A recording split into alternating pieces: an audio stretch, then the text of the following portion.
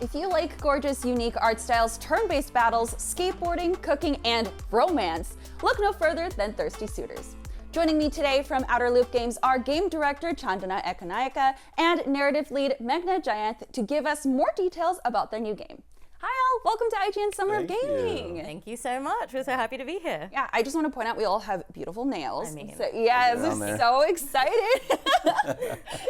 Okay, so this game, obviously when I first saw it, I was like, oh my God, it looks gorgeous. So can you give me a little bit of detail on why you chose to go with such a colorful and like bright art style and this unique style that you obviously have showcased in the trailer? A lot of it is sort of the theme of the game is a celebration of culture, and we were like, the best way to get that across visually is go with a lot of color, and so a lot of our references are South Asian references, and for different kinds of foods and you know, clothing and things like that. And there's always just swaths and swaths of color. It's like a joyful world to be in, and I think the visual style really kind of reflects that.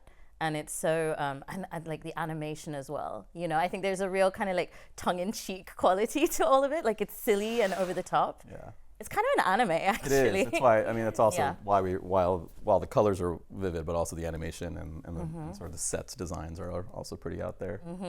Yeah, I actually love that you called it an anime because it does reflect that. Actually, I was like, oh yeah, you're right, it does. Yeah, I think some of that like tonal stuff, right? Like you can get away with being really over the top, really sincere.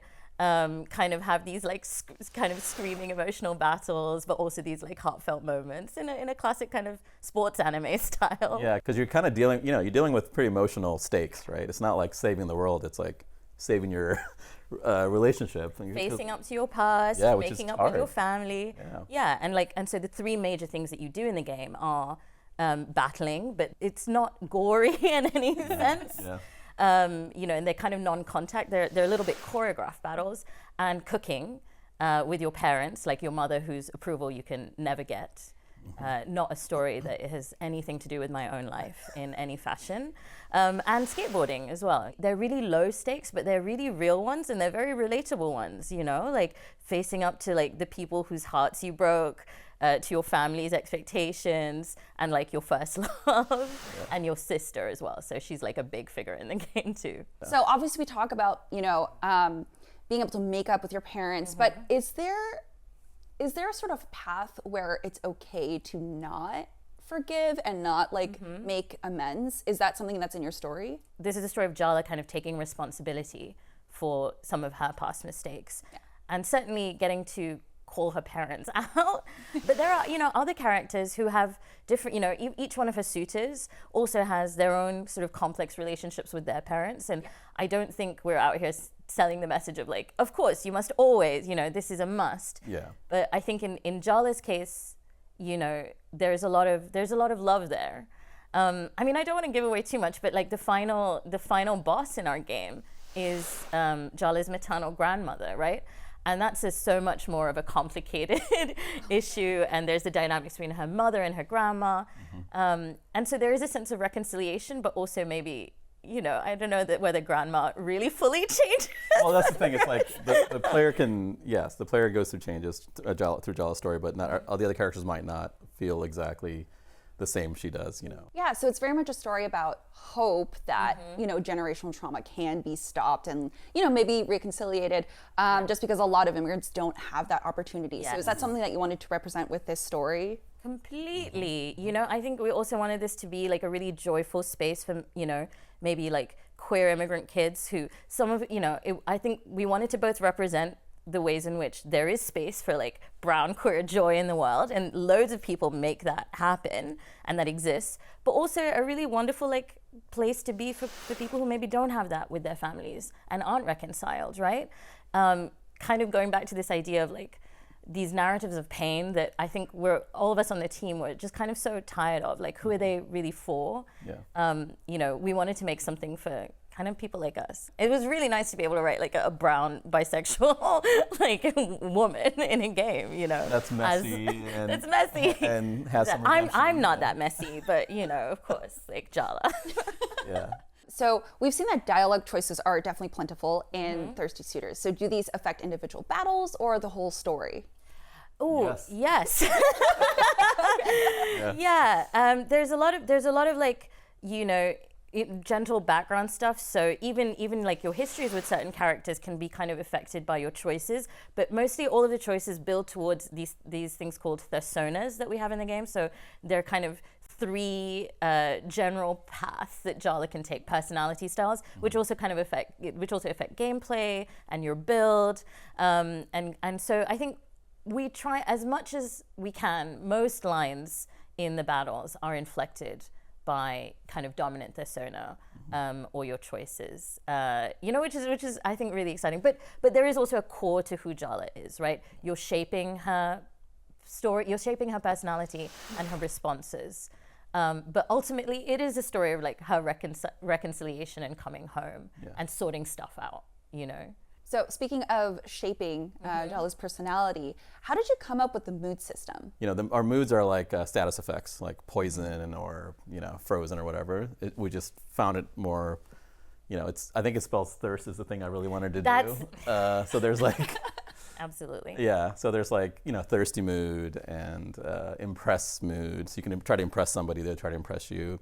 And there's different status effects that happens when you do that. So if Jala puts someone in a thirsty mood, they tend to hurt themselves when they try to attack because they're like in a thirst mood.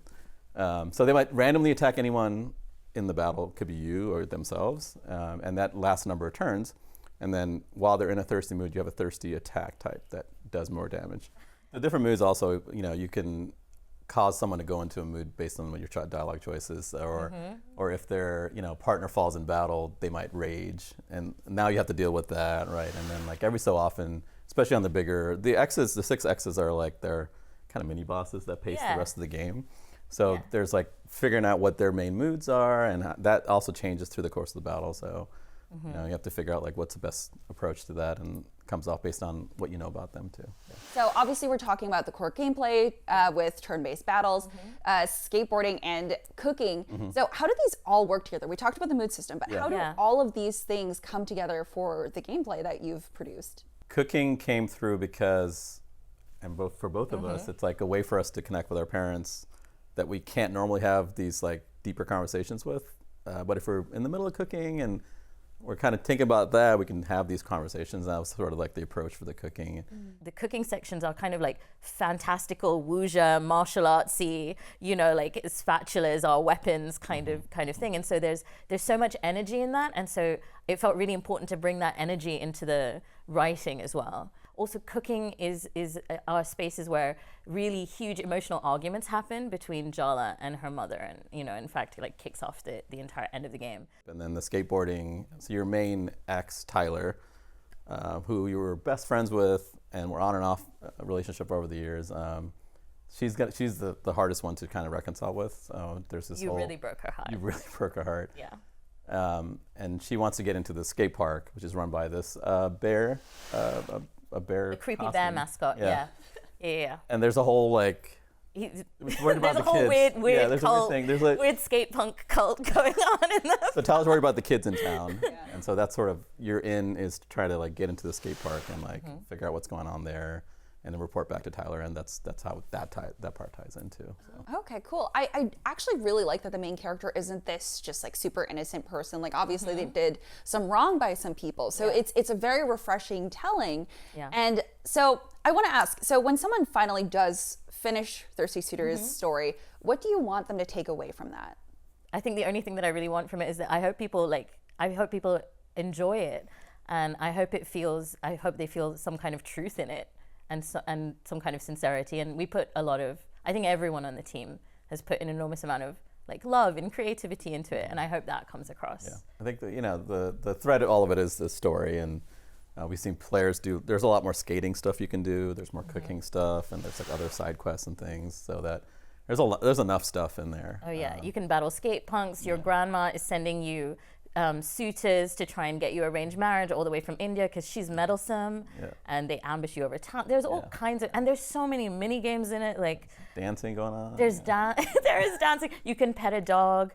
You can skateboard as other characters. Yeah, I mean, you kind of call it a baby Yakuza, and I think that's a really good way it's like to think about it. Mishmash of things tied together with a narrative. So that's sort of our approach. Well, I am personally so excited to play through Jella's adventures. I cannot wait. I feel like this is gonna be really therapeutic for me. So yeah, thank you so much for making this game. And thank you so much for joining me here today. Oh no, it's such a pleasure. Yeah. For more up-to-date news on Thirsty Suitors, more game announcements, and gameplay reveals, stay tuned to Summer of Gaming here on IGN.